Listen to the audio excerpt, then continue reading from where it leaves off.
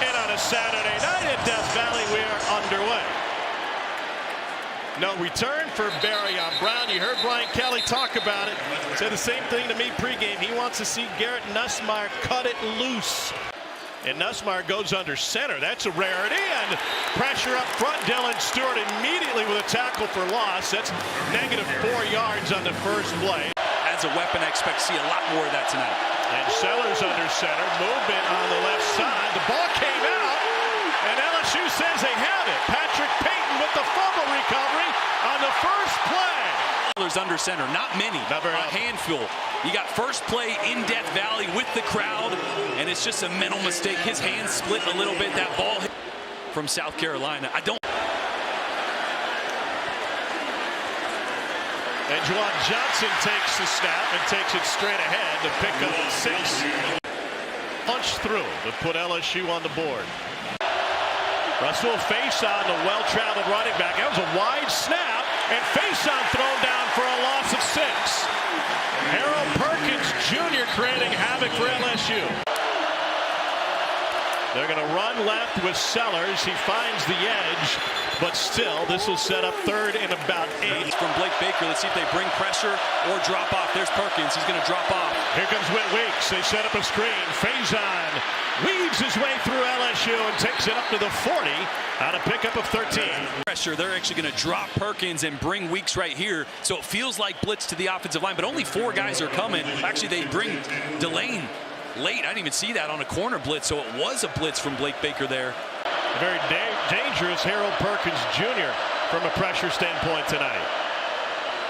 A little misdirection, dump out to the tight end. They love this play, and it's a physical run finish by Brady Hunt.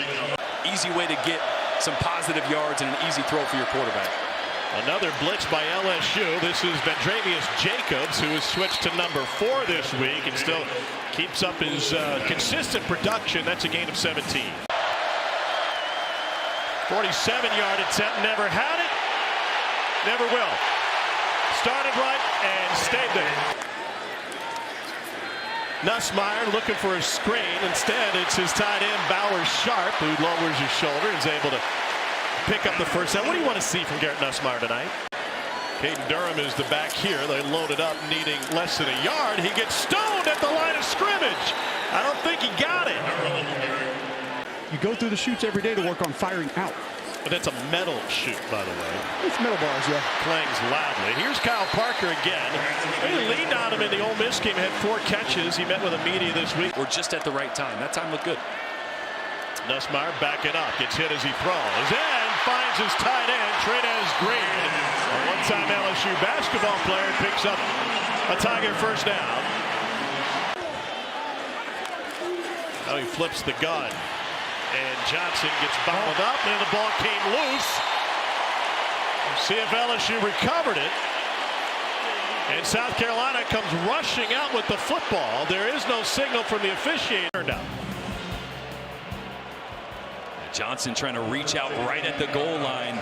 Gets knocked out by Monkel Goodwine. And look at the down the line. I think this ball is moving right before it crosses the plane.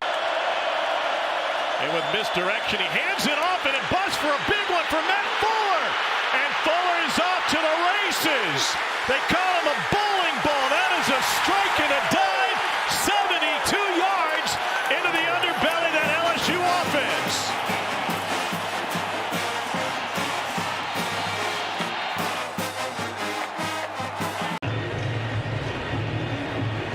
Marion Brown, an electric returner.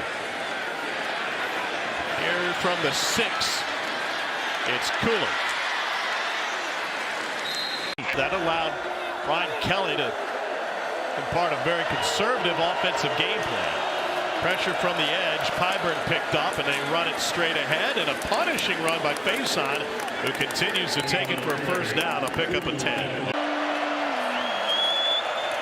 Sellers fakes it that way, trying to escape to the left on a design QB run, and he steps out of a would-be tackle. Off the side right here, so he's going to try to throw this bubble.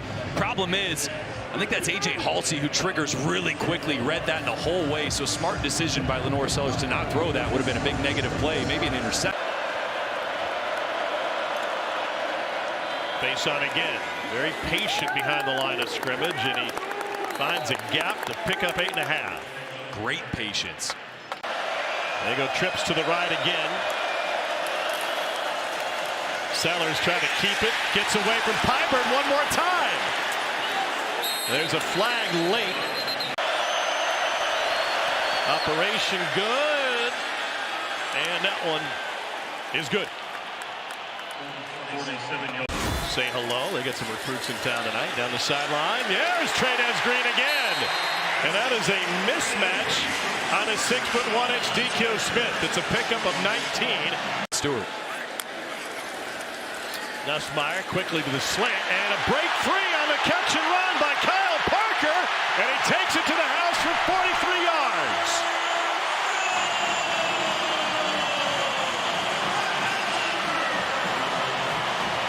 Come right here, so 5 are coming. You got one high safety, man coverage across the board, and you got a slant right here on outside leverage. Just replace the blitzer, get Kyle Parker in space, and let him do work. It's a great catch and run. Remember, for a guy as a redshirt sophomore getting more opportunities with the injury to Aaron Anderson, showing why I'd love to see them change that up when they take their shots. Handles a low snap on the handoff to Fuller, gets bottled up, and that will leave 3rd and 10.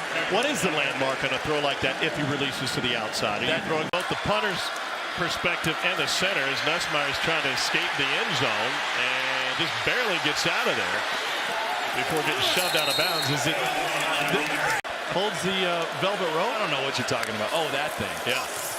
Nussmeier pressured, escapes up the middle, and bomb wheel and all, he will stumble his way to 1st down and a little bit more. That's Brian Kelly and Joe Sloan want him to just let it hang out and go play ball. Here's a run by Juwan Johnson, and now a foot race. And Johnson finally caught from behind by Peyton Williams. LSU's run game has exploded for some big ones tonight. In motion. Nussmeier slings it, and it is picked up at the goal line. It is Peyton Williams with the takeaway, and the placement of this is going to be key. They say he was out of the end zone. He'll be inside the 1-yard line instead of a touchback. The edge, but the RPO action is actually supposed to be off this guy. If he triggers, then you throw it. He doesn't, and that's the guy that's going to get the interception.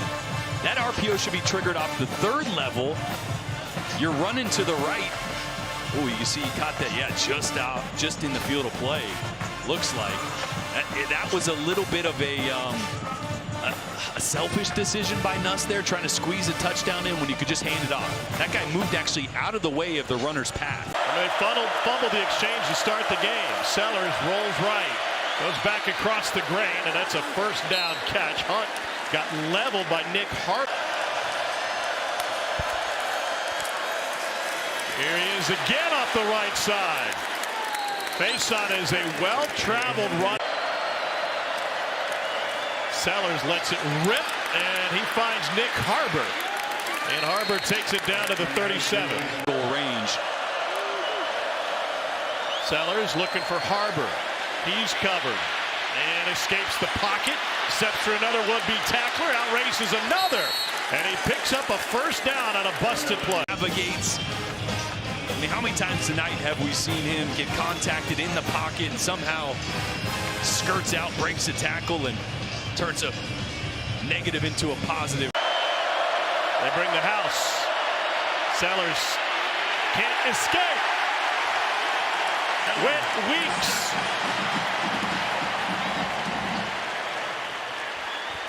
Risk averse. Try to take some time off this clock and pick up a couple 1st downs, unless Dylan Stewart decides to blow up your run in the backfield.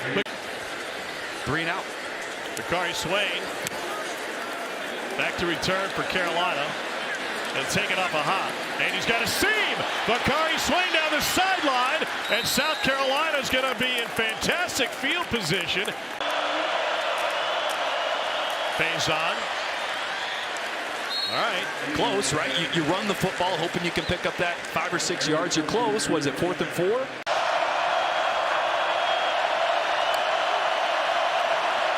Pressure coming. Sellers lets it fly, and it's deflected by Mansour Delay. don't love going one-on-one against one of the best man-to-man cover corners in all of football, Mansour Delane, and a big stop for LSU. Still up 17-10. Put yourself behind the chains.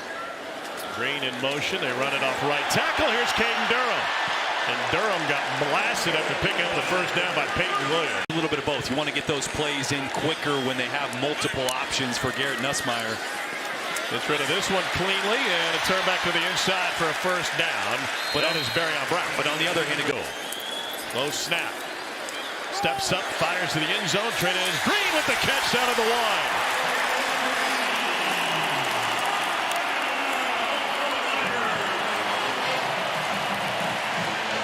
I mean, Garrett Nussmeier's at the point where he's just going, you know, Tradez Green down there somewhere.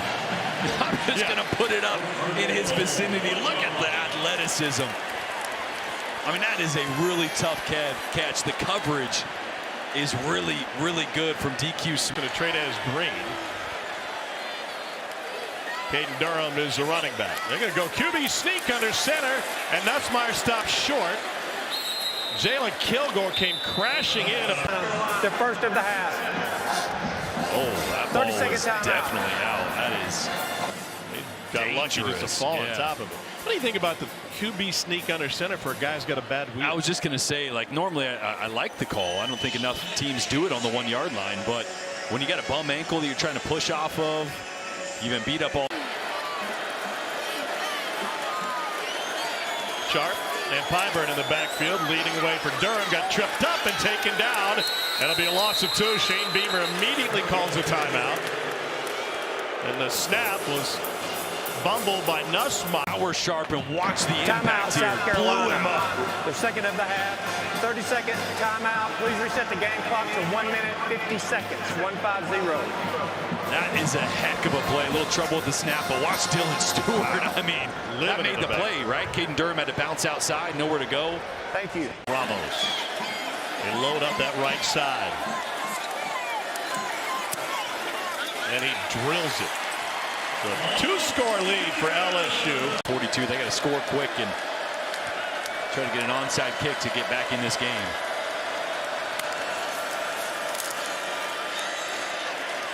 He's able to get rid of it, complete to Vandravius Jacobs. Supper Club. Oh my God, those rolls, I could have 2 plates of those rolls. 2? Oh yeah, easy. Sellers chased and taken down in the backfield. A sack for DJ Pickett. It's the 5th of the night for LSU. And then looping the blitzer backside. So you're able to dictate slide protection and then attack it on the backside. With 2 guys, it's just...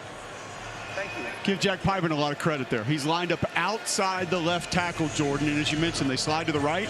He takes that left tackle almost an extra gap down, and that's what opened up the edge. You're under constant heat for 4 quarters. Last gas for the Gamecocks. Sellers pulls it back, goes underneath and sent over the middle, and that will do it for South Carolina as they turn it over on downs again. Oh, but they're showing signs. So why not ramp up over the course of this season? One loss is not going to kill you. No doubt. And the offense has the potential to be elite. Indeed. It's not like, oh, I don't know, they can't be good. No, they can be elite. We've just seen ups and downs, and obviously with the health of Nussmeier looking much better tonight, we saw what we've been looking for out of this offense, albeit imperfect. Much more complimentary football tonight from LSU on both sides. You want this, you got that.